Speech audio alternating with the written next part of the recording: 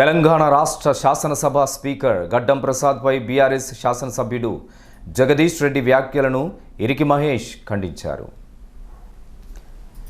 దళిత సామాజిక వర్గానికి చెందిన తెలంగాణ రాష్ట్ర శాసనసభ స్పీకర్పై నిండు శాసనసభలో భారత రాష్ట్ర సమితి శాసనసభ్యుడు జగదీష్ రెడ్డి అసహనంతో పాటు సభాపతి స్థానాన్ని ప్రశ్నించిన వైనం సరికాదని వెంటనే క్షమాపణ తెలపాలని, లేదంటే శాసనసభ ఎథిక్ కమిటీ సమావేశంలో చర్చించి జగదీష్ రెడ్డి శాసనసభ సభ్యత్వాన్ని రద్దు చేయాలని యువజన కాంగ్రెస్ పెద్దపల్లి జిల్లా పక్షాన డిమాండ్ చేశారు.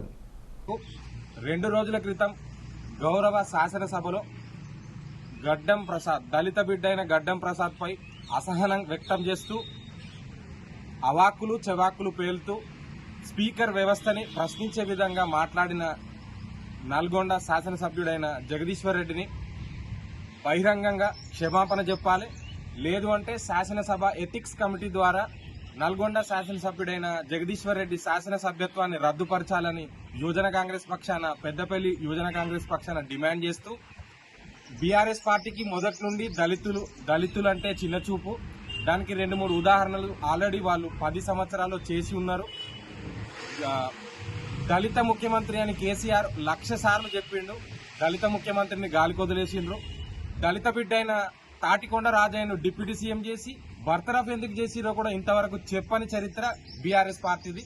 అలాగే ఇప్పుడు శాసనసభలో గౌరవ హోదాలో ఉన్న దళిత బిడ్డను అవాక్కులు చవాక్కులు పేలుతూ అవమానకరంగా ప్రశ్నించే విధంగా మాట్లాడుతున్నారు.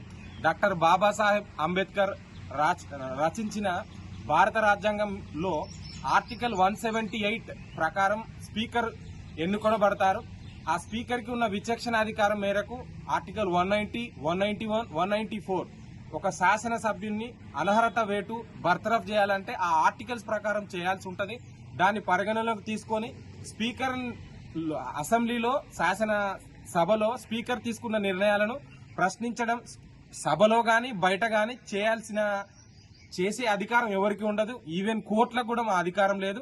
కావున బీఆర్ఎస్ పార్టీ నాయకుడైన జగదీశ్వర్ రెడ్డి దళిత బిడ్డ అయిన స్పీకర్ గడ్డం ప్రసాద్ గారికి బహిరంగ క్షమాపణ చెప్పాలి, లేదంటే ఎథిక్స్ కమిటీలో ఆయన మాట్లాడిన మాటల్ని పరిగణలోకి తీసుకొని ఆయన శాసనసభ్యత్వాన్ని రద్దుపరచాలని యువజన కాంగ్రెస్ పక్షాన డిమాండ్ చేస్తున్నాం.